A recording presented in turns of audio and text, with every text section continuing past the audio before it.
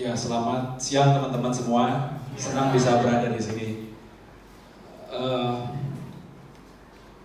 Tidak mudah berbicara di sini karena pengarah kita Mas Pras semalam sudah memberikan pengarahan yang tegas bahwa lupakan semua teknik, kata beliau.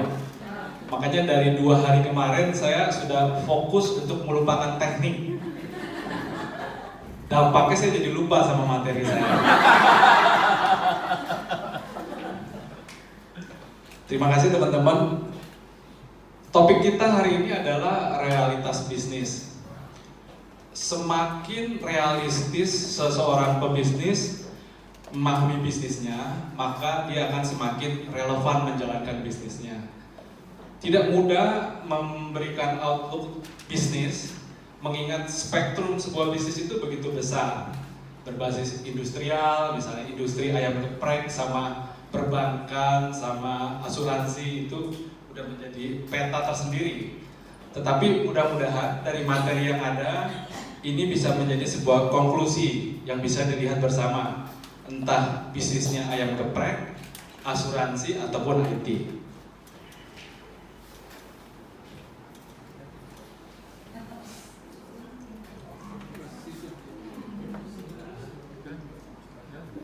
Untuk merah-merahnya belakang bawah. ya.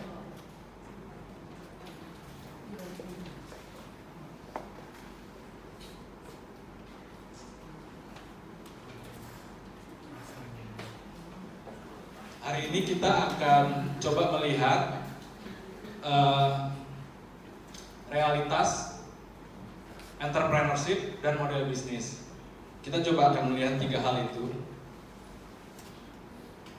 Berbicara tentang realitas sebuah bisnis, mungkin akan banyak pendekatan bisa kita lakukan.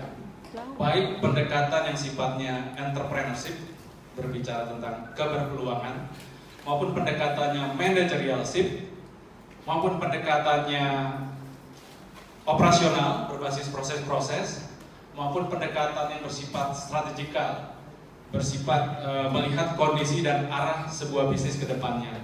Tetapi hari ini saya coba akan menyajikannya dalam bentuk yang lebih filosofis. Ini konklusi yang coba saya catat.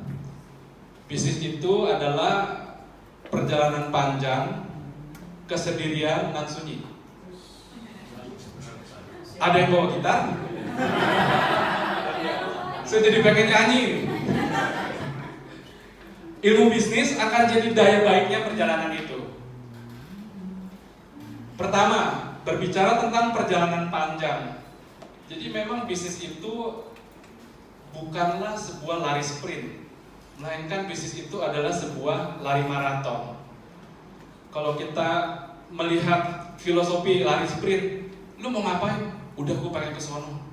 Secepat-cepatnya sampai. Secepat-cepatnya masuk bisnis. Cepat-cepatnya dapat profit. Itu kalau filosofi yang mendasarinya adalah sebagai lari sprint. Tetapi kalau coba kita bertanya kepada lari maraton, lupa saya berapa? 50 km ya? 42 km ya? Kita tanya sama pelari pertama, lu mau ngapain? Nanti 10 km pertama saya akan lari 70%. Nanti di 10 km terakhir saya akan lari 90%. Di 2 kilo terakhir saya akan lari 100%. Itu pelari pertama. Tapi kita tanya kepada pelari kedua, lu mau ngapain? Saya sampai 30 km pertama, saya akan lari 60%. Tetapi ketika kilometer ke-40, saya akan lari 80%. Dan ketika 2 km terakhir, saya akan lari 99%, karena 1% terakhir saya akan sisakan untuk 100 meter terakhir. Tetapi dari 1000 pelari maraton, semua punya kepentingan memasuki garis finish. Ya mungkin yang profesional berkepentingan menjadi juara 1. Tetapi yang non profesional, 1000 orang itu punya kepentingan masuk garis finish. Nah itu yang membedakan antara lari sprint dan maraton. Oleh sebab itu, ketika kita memahami bisnis sebagai lari maraton, apa sih yang penting? Yang menarik yang bisa kita highlight dari sini adalah the power of gerak. James Clear mengatakan, bergeraklah walaupun sesedikit mungkin, tetapi Anda konsisten.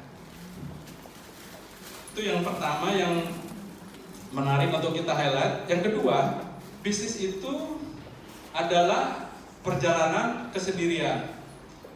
Bisnis itu adalah sebuah kondisi decision making, membuat keputusan. Jadi ada dua tukang ayam geprek dan dua-duanya emak-emak. Yang emak pertama ini melihat bisnis sebagai dagang. Ya dia selenggarakan ayam gepreknya, ya sudah begitu saja, dagang ayam geprek. Tetapi emak pedagang ayam geprek kedua melihat dagangannya sebagai bisnis. Yang pertama ya dagang saja, tetapi yang kedua melakukannya sebagai bisnis. Dia melihat, oh pelangganku adalah rajaku, kalau gitu harus kulayani dia. Muncul ide service excellent. Tetapi tentu service excellent-nya bukan seperti BCA punya atau Bank Mandiri punya, tetapi service excellent versi mak-mak ayam geprek. Gimana dia? Ya udah, setiap kali ada ayam geprek datang, saya senyum saya coba sapa dia Dari sentuhan-sentuhan seperti itu akhirnya engagement muncul. Tetapi ketika dia memutuskan saya harus menservis klien saya dengan senyum sapa, keputusan hadir. Bandingin dengan emak-emak yang pertama, tidak perlu memutuskan apapun, cukup menyelenggarakan dagang ayam geprek saja. Terus muncul ide kedua, kalau level 1 buat anak kecil sama buat ibu-ibu itu sama nggak ya? Oh anak kecil kan resisten terhadap cabai. Ya udah, walaupun level 1, tapi kalau buat anak-anak tingkat kepedasannya diturunkan seturun mungkin. Dia membuat keputusan kedua, dan seterusnya dan seterusnya. Jadi memang bisnis itu merupakan perjalanan kesendirian, dan bisnis itu ternyata terdiri atas ribuan keputusan.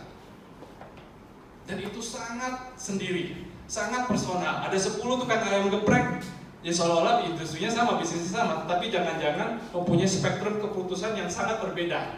Yang satu fokus berpikir gimana ayamnya enak, yang satu fokus berpikir siapa ya yang bisa menjadi investor buat saya butuh 1 M nih. Sama-sama ayam geprek, tapi arah keputusannya berbeda. Dan yang ketiga, bisnis itu seringkali adalah perjalanan yang sunyi, yang sangat sunyi.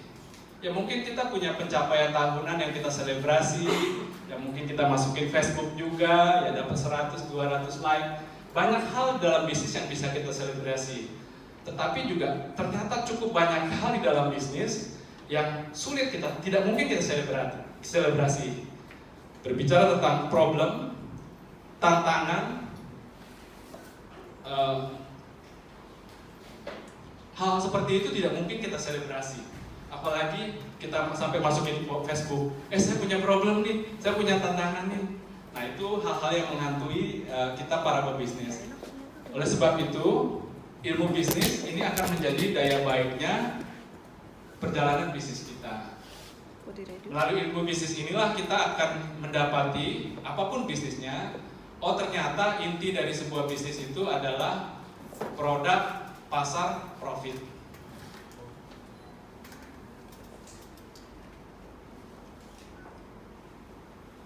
Apapun bisnisnya, dia akan masuk ke dalam perspektif produk, pasar, profit.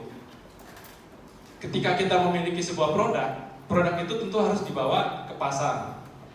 Nah, upaya dari membawa produk kepada pasar itu yang disebut dengan marketing and selling.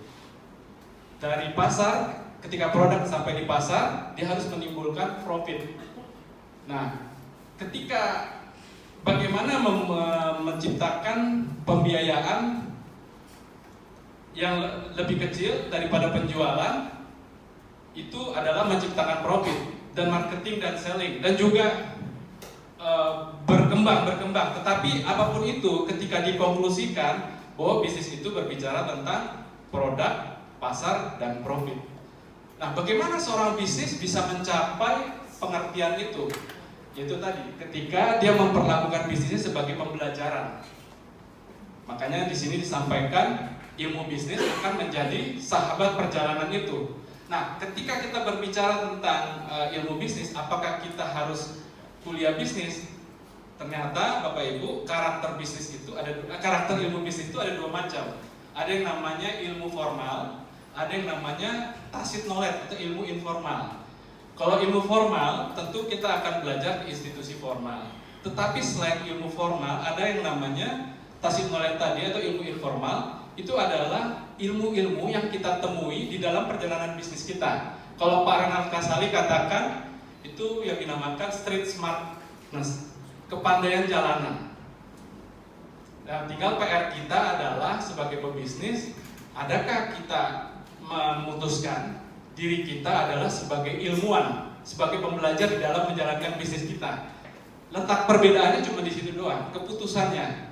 Apakah kita mau menjadi pembelajar atau hanya menjadi doing bisnis saja? Ketika kita memutuskan jadi pembelajar, maka di situ insting-insting kita akan bergerak secara insting menjadi ilmuwan. Semua hal yang kita temui akan menjadi pembelajaran. Nah, ketika pembelajaran itu terjadi, ilmu itu akan muncul. Jadi baik dia di kuliah sekolah bisnis maupun yang belajar dari jalanan, semua akan bermuara kepada tadi produk, produk, pasar, profit.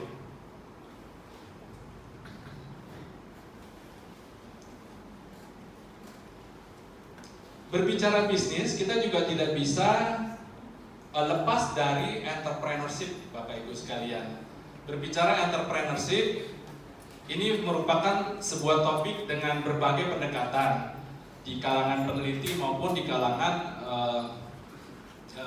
praktisi.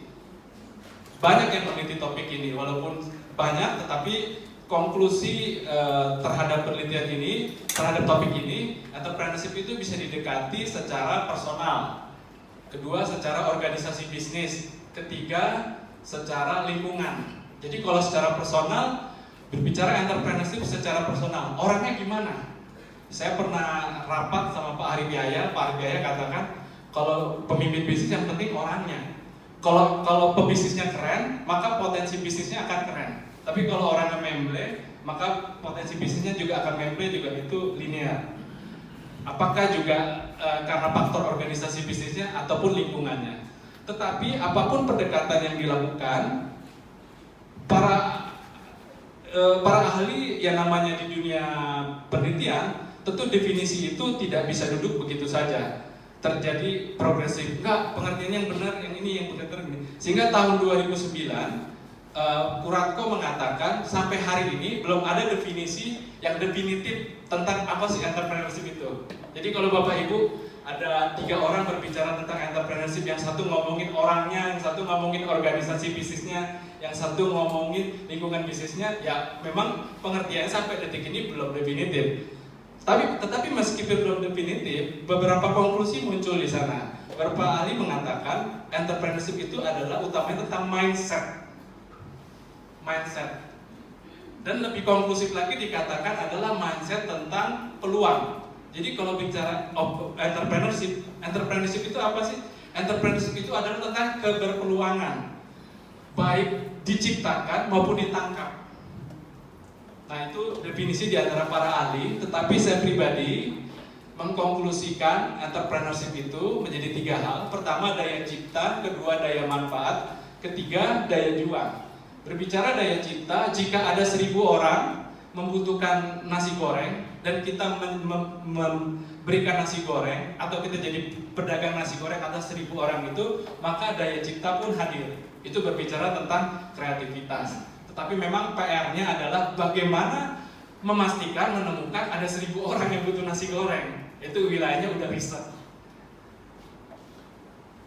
Tetapi ketika kita memiliki 1000 orang pelanggan nasi goreng, atau muncul tukang nasi goreng ke-2, ke-3, ke-4, otomatis kan pasar terbagi. Apa yang harus saya lakukan? Nah, ketika itu terjadi, yang kita harus lakukan adalah inovasi. Kalau saya, jika itu terjadi, maka nasi gorengnya saya akan berikan, saya inovasi, saya akan berikan jengkol goreng. Jadi jengkol 1 biji dibelah 2, digoreng, sesudah matang dibagi 4, jadi 4 potong. Tetapi itu selera pribadi. Jika harus diinovasi, mungkin saya akan memberikan Trimedan, Bapak Ibu. Siapa yang suka Trimedan? Ya, kenapa dari Medan? Karena kalau orang Batak ada dari Medan pasti doyan. Orang Batak dikasih dari 10 orang Batak ditawarin dari Medan, 11 pasti menerima. Saya Batak, Bapak Ibu. Inovasi apa lagi kira-kira yang bisa kita berikan?